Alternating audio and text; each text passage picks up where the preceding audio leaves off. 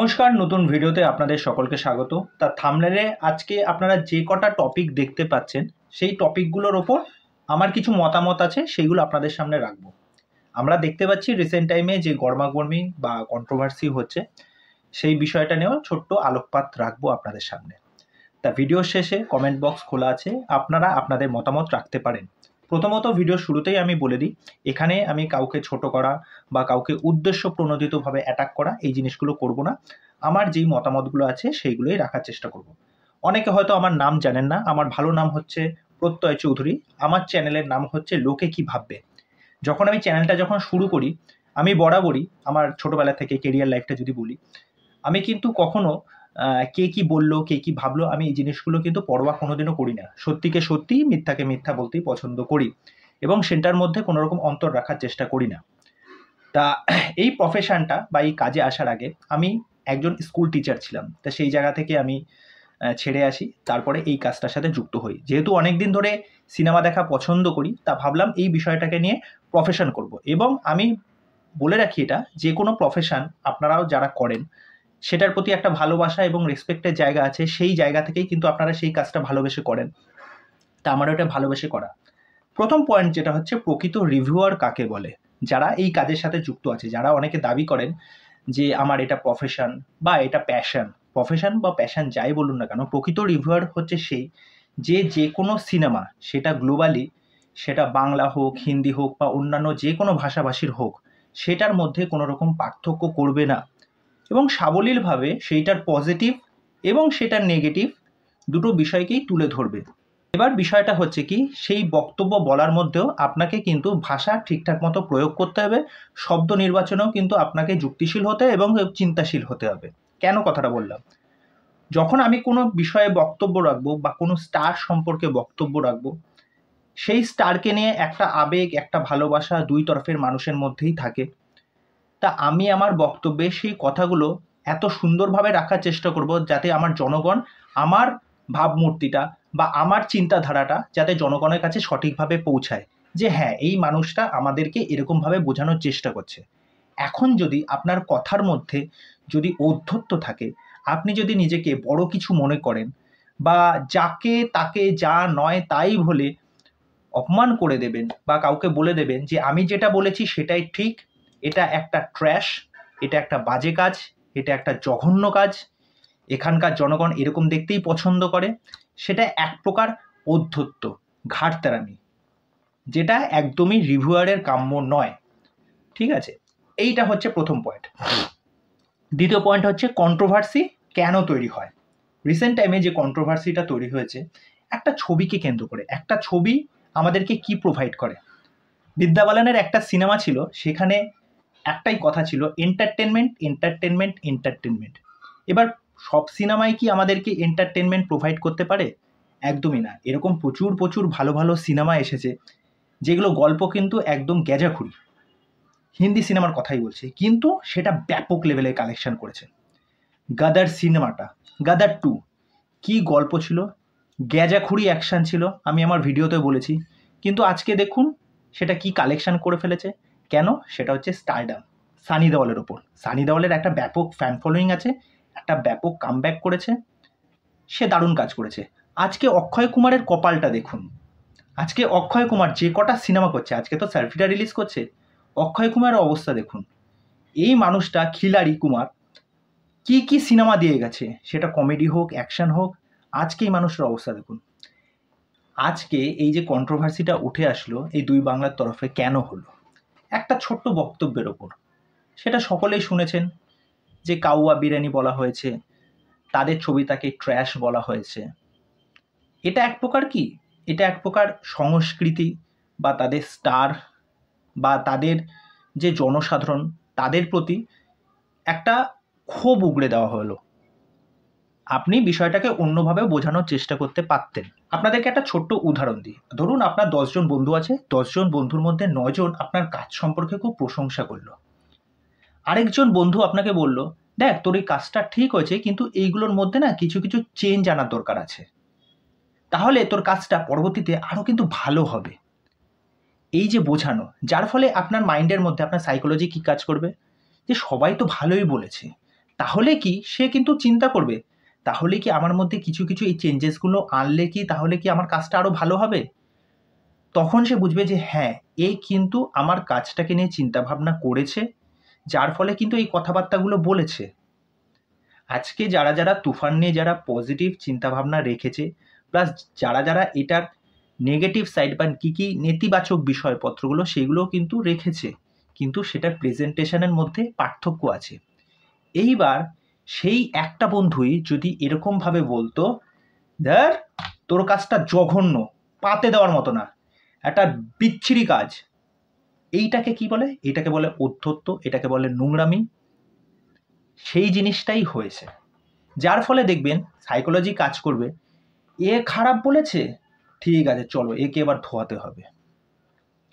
এটা কোনো কথা? বিষয়টা পার্থক্যটা বোঝাতে পারলাম যে কোথার থেকে এটা সূত্রপাতটা হয়েছে। তা এটাই হচ্ছে আসল বিষয়। এইভাবেই কন্ট্রোভার্সিটা তৈরি হয়েছে যে একটা মানুষকে বা একটা পুরো কমিউনিটিকে বা একটা পুরো দেশকে এরকমভাবে টেনে আনার কোনো দরকার নেই বা ছিল না। ঠিক আছে, যেরকমভাবে বক্তব্যগুলো উঠে এসেছিল এবং দুই তরফ থেকেই যে কাউন্টার হচ্ছিল। যাই হোক, চলে আসি 3 নম্বর পয়েন্ট। 3 নম্বর পয়েন্টটা কি? সব ফ্যানরাই কি দোষী? আমাদের এখানকার ফ্যান বলি বা ওখানকার ফ্যান বলি, আমাদের এখানে যখন দেব, জিৎ এই সমস্ত রকম সিনেমা আসে, ওই তরফ থেকেও নানা রকম কথাবার্তা আসে। সেটা প্রত্যেকটা ভিডিওতেই বলে যে দেবের সিনেমা এখানে চলবে না, জিতের সিনেমা এখানে চলবে না, ফ্লপ করবে, এরা হচ্ছে ফ্লপ স্টার। ঠিক আছে, আপনাদের ওখানে আপনাদের ওখানে সিরিয়াল মার্কা সিনেমা হয়।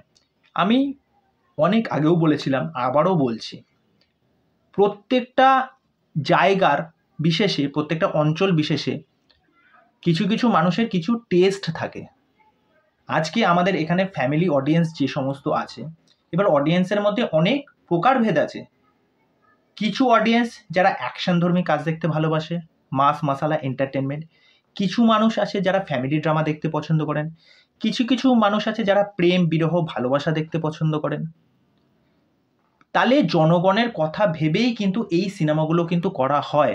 আজকে যেই সিনেমাগুলো এসেছে, সেটা বেলা শুরু হোক, বেলা শেষে হোক, এই যে জীবন দর্শনমুখী যে কাজগুলো, সেইগুলো কি এখানে ভালো ব্যবসা করেনি? ভালো ব্যবসা করে, যথেষ্ট ভালো ব্যবসা করেছে। এবার চলে আসি ওখানকার মানুষের টেস্ট বা তাদের কি কি ভালো লাগে। তারা মাস মশালা কমার্শিয়াল সিনেমা দেখতেই পছন্দ করে, আমার যেইটুকুনি মনে হয়। কেননা তুফান যেভাবে নিয়ে আসলো, ইন্ডাস্ট্রিকে একটা অন্যরকম আলোকপথে নিয়ে যাচ্ছে।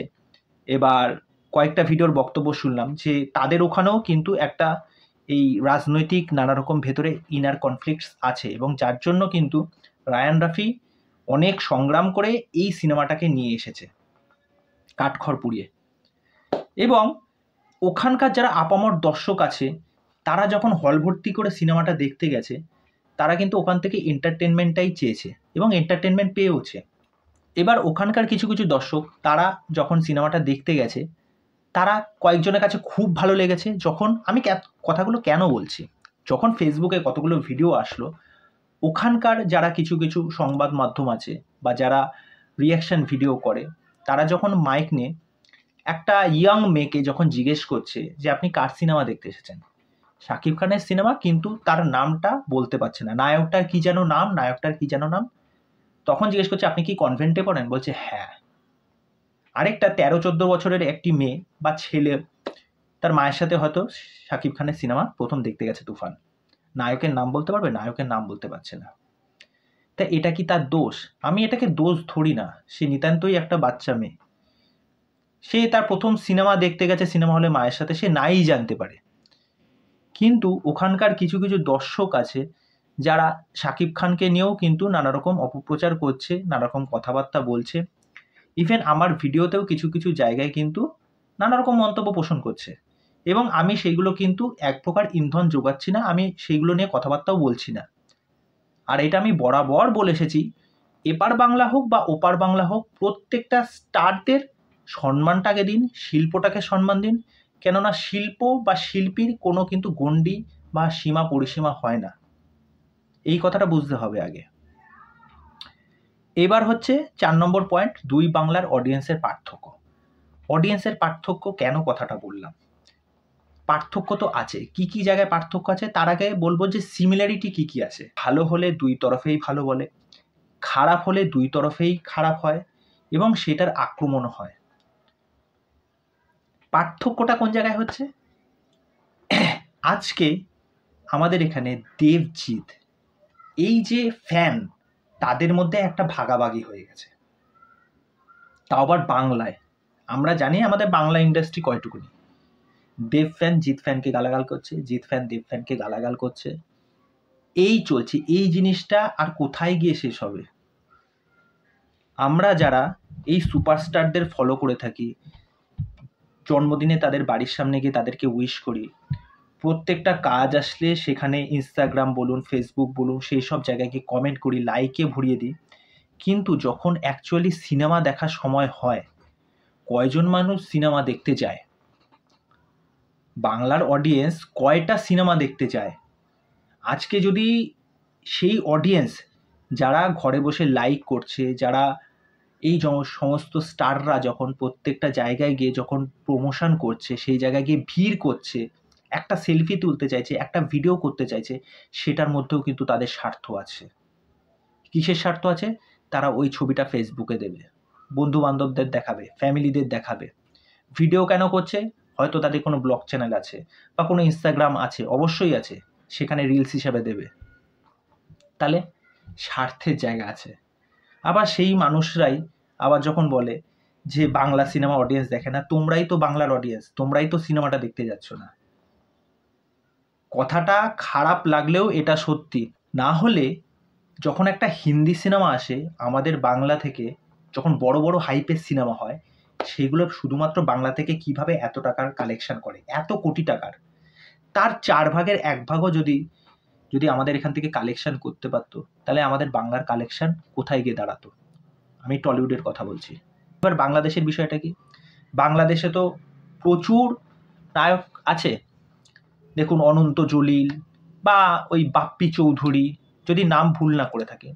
তারপরে আরেকজন, আমার নামটা ঠিক মনে পড়ছে না, খান, যে ডিগবাজি খায়, এবং তার যখন ভিডিওগুলো আসে ওখানে কমেন্টগুলো পড়ি, তো ওখানেও কিন্তু তাকে নিয়ে যথেষ্ট খিল্লি করা হয়। একজন সুপারস্টার মেগাস্টার যিনি আছেন শাকিব খান, তাকে দেখতেই মানুষ যায়, তাকেই পছন্দ করে, তিনিই তাদের ভগবান, রক্ষাকর্তা, যাই বলুন না কেন। এবার এত বছর ধরে তিনি সিনেমা ইন্ডাস্ট্রিকে চালিয়ে আসছেন, এত এত সিনেমা দিয়েছেন, রিসেন্ট টাইমে যে কটা সিনেমা দিয়েছেন, তার অডিয়েন্সরা তার প্রতি লয়াল।